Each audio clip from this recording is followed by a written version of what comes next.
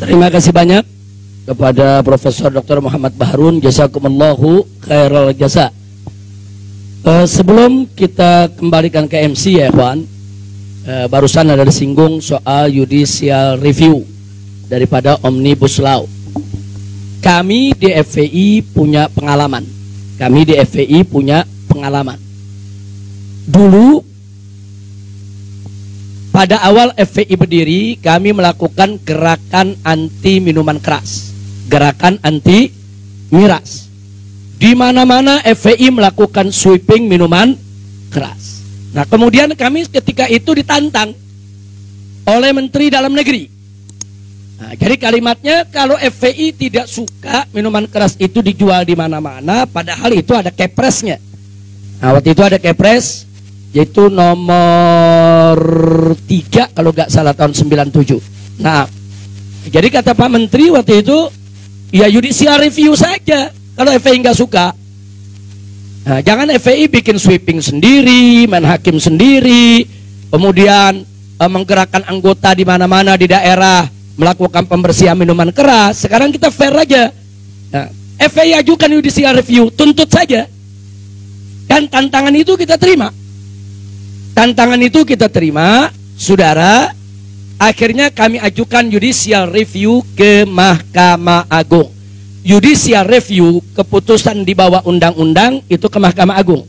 Kalau judicial review berupa undang-undang itu ke Mahkamah Konstitusi. Itu aturan mainnya. Kita ajukan judicial review untuk pembatalan kepres tentang minuman keras.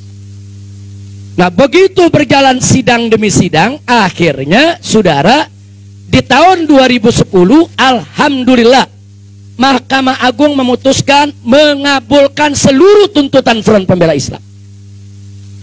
Artinya apa? Kepres tersebut dibatalkan.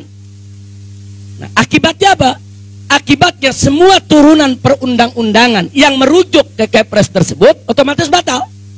Sehingga minuman keras di Indonesia menjadi ilegal. Ini kita sudah menang. Kita sampaikan ini kita sudah menang. Tapi apa yang terjadi saudara?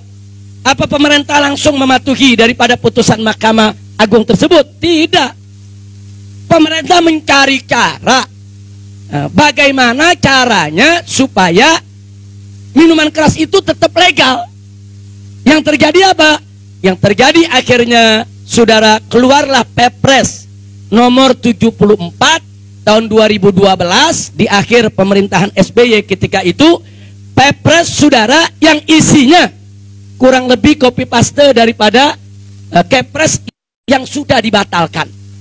Yang dirubah cuma judul. Satu, dulu judulnya miras, minuman keras. Dirubah menjadi minol, minuman beralkohol. Dirubah dikit soal prosentasenya saudara. Akhirnya apa? Akhirnya minuman keras tersebut dilegalkan kembali. Nah, sekarang kalau kita katakan, loh kok pemerintah tidak mau tunduk kepada putusan MA? Apa mereka bilang? Kami sudah ikut putusan MA. Kepres tersebut sudah kami batalkan. Ini peraturan baru, lain lagi. Jadi kalau FPI tidak senang, ya judicial review lagi. Ini negara macam apa, saudara? Lalu kalau kami judicial review lagi, kemudian kami menang, siapa yang jamin tidak keluar keputusan baru lagi? Ini jadi problem. Saya pernah berdiskusi soal ini dengan Pak Artijo Alkostar, salah satu hakim agung. Pak Artijo, ini bagaimana ceritanya? Satu produk perundang-undangan, kami judicial review, kemudian dibatalkan, tahu-tahu pemerintah mengeluarkan peraturan baru, saudara, yang serupa, hampir mirip, cuma roba-roba redaksi. Terus ini kalau begini caranya, kita disuruh judicial review lagi. Nanti begitu kami menang, mereka bikin peraturan baru lagi. Apa begini sistem hukum di kita punya negeri? Saya tanya langsung ke Pak Artijo.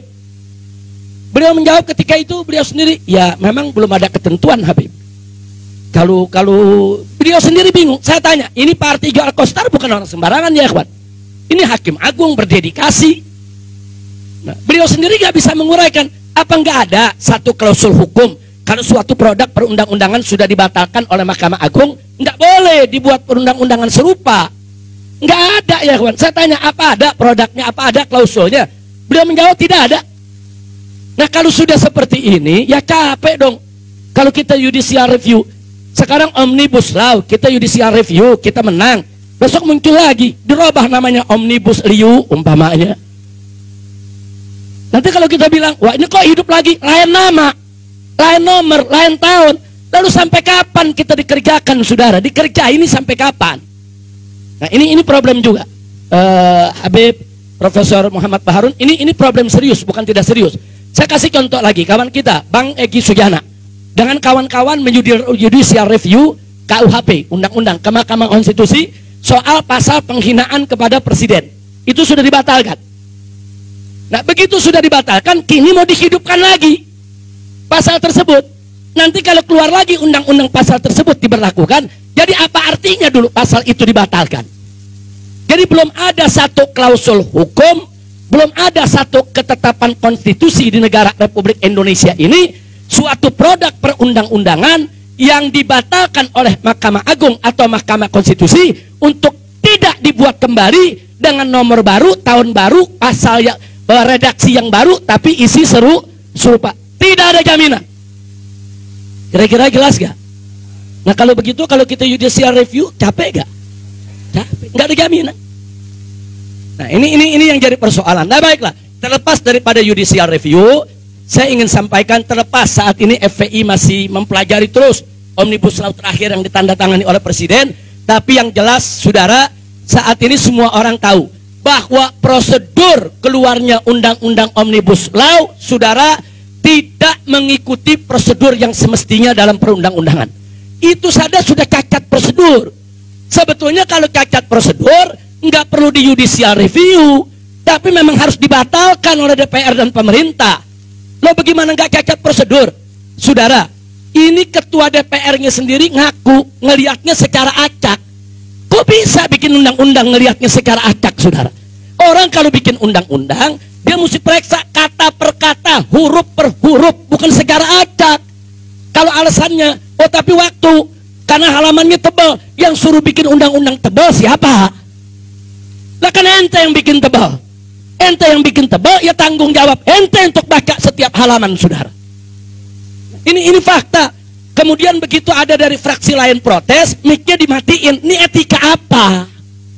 Yang seperti ini dipertontonkan kepada seluruh rakyat Indonesia. Jutaan orang menyaksikan, saudara, dagelan-dagelan semacam ini. Nah ini nggak boleh dibiarkan. Nah maka itu kita terima kasih kepada PKS yang sejak awal sudah mengikuti itu perkembangan Omnibus Law, walaupun PKS akhirnya harus kalah suara, saudara. Nah karena PKS memang kursinya berapa sekarang? Sudah 50, mudah-mudahan besok 500. Kalau 500 kan enak dulu komprominya ya kawan. Nah ini ente kadang-kadang amin-amin, begitu besok kampanye milihnya lain lagi. Mudah-mudahan PKS bisa jadi partai besar, amin. Ya Rabbal Alamin. Kira-kira jelas tidak saya sampaikan? Nah ini sebagai ini aja apa namanya, kita sharing pengalaman kita bagaimana suatu produk undang-undang di judicial review kita sudah menang, dia bikin lagi yang baru. Nah ini belum ada ketentuannya ya kawan. Nah inilah salah satu celah dalam kehidupan tata negara dan hukum kita yang ke depan menjadi PR kita, bagaimana dibenahi. Nah, bagaimana ini bisa dibenahi. Mudah-mudahan, insya Allah, mudah-mudahan Allah memberikan kekuatan kepada kita semua dan Allah memberikan kemenangan. Amin ya Rabbal Alamin.